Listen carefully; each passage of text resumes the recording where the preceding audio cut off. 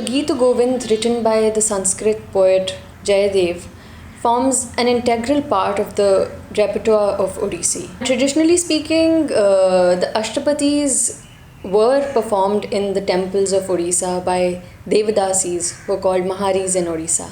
The Ashtapadi I have chosen for today's presentation is Yahi Madhava Yahi Keshava. Here Radha has been portrayed as the Khandita Nayika. She has awaited Krishna's arrival all night long. Krishna finally arrives with the first streak of dawn. But Radha notices the marks of his dalliance with another woman.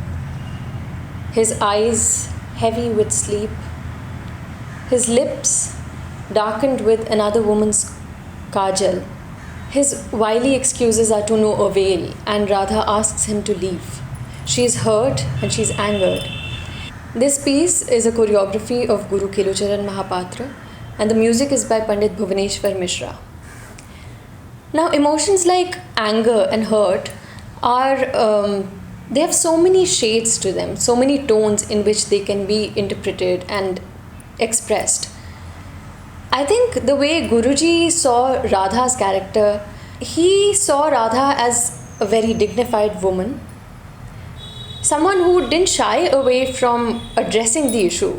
She calls out Krishna for what he's done, but her anger is controlled. There is, I think, a lot of dignity in the way Guruji has treated Radha's character, in the way he has portrayed her in terms of the choreography itself. I think he worked like a filigree worker. All his pieces were laced with intricate details and nuances, and the way he stylized all these details. He was someone who always created a context. He laid the foundation of the piece that was to unfold. So even before the text started, in some of his pieces, he would create the setup, the surroundings, where the situation was taking place, at what time the situation was taking place. So for illustration, if we talk about the beginning of Yahi Madhav, it begins with Radha holding a lamp in her hand. And the moment you see the lamp, it suggests that it's dark and it's probably set at the night time, which is how the piece is set. So even before the text says that, he's already laid a foundation of that, just with a simple gesture of her holding a lamp in her hand. And she enters and she is looking, she's searching. And as she searches, probably because of the wind, the lamp is about to blow out and she covers it. Now, why would he add this detail? I think the lamp and the light of the lamp somewhere symbolizes the hope that Krishna will arrive. She holds a stand, she places the lamp on it, pushes the wick forward.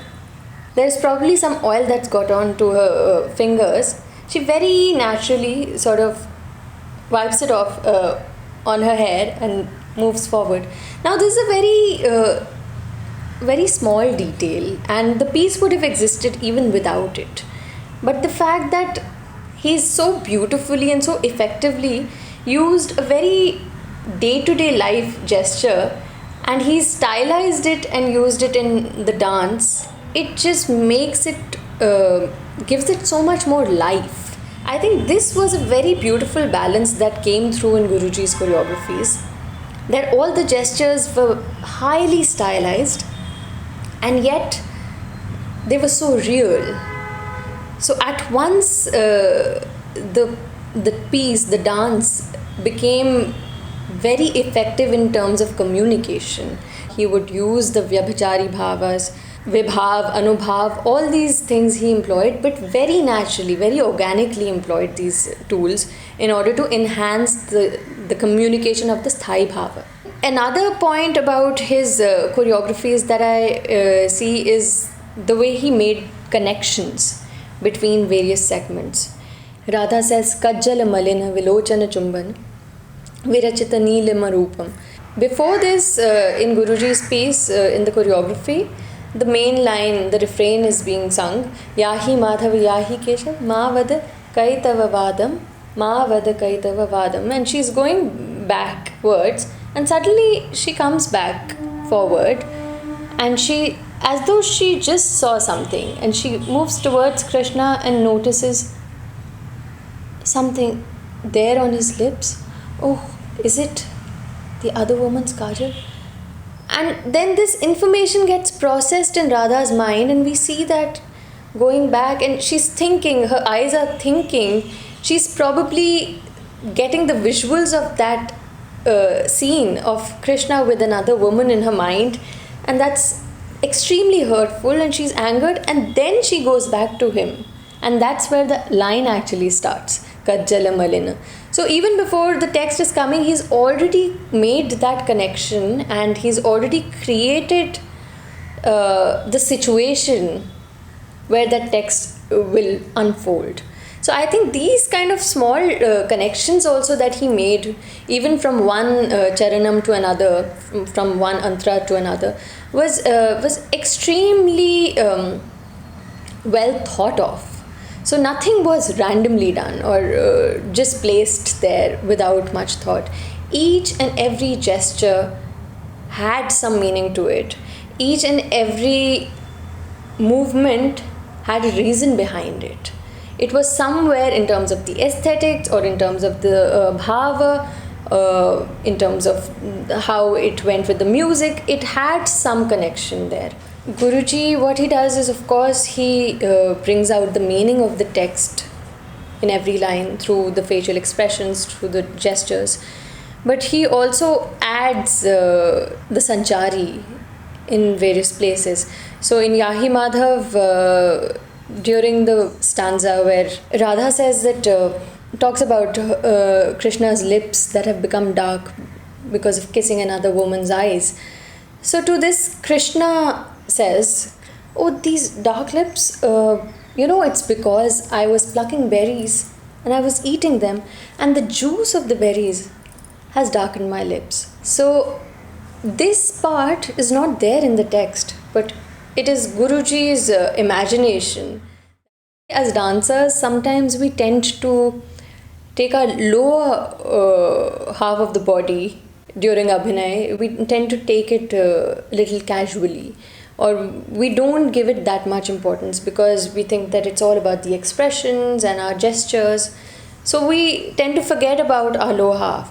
But I think Guruji understood how much the lower half could also contribute and enhance the overall communication of the piece. And so he very intelligently employs the lower half, whether it's the footwork, which comes in as gentle tapping of the feet in certain moments, just to enhance that particular gesture. It'll probably be a hand gesture, but it'll be accompanied with the footwork, and also the bodily shifts of the weight of the body has been used so effectively to express and to enhance the bhava of that particular moment. So for example, Pashyati deshi deshi rahasi bhavantam. So here, the moment Radha thinks she's seen Krishna, she moves forward, takes a step forward, and suddenly she sees that no, there's no one there. So then she moves back. So the weight shifts from the leg in the front to the leg behind. And that also somewhere talks about the state of her mind, her vulnerable state where she thinks, oh, he's here, oh, but he's not here. And there's so much going on in her mind that is being expressed through this very small and subtle shift in the weight, going forward, coming back. So these are the kind of small nuances and details that Guruji uses. This is how he creates that magic. So with that, I now present Yahi Madhava, Yahi Keshava.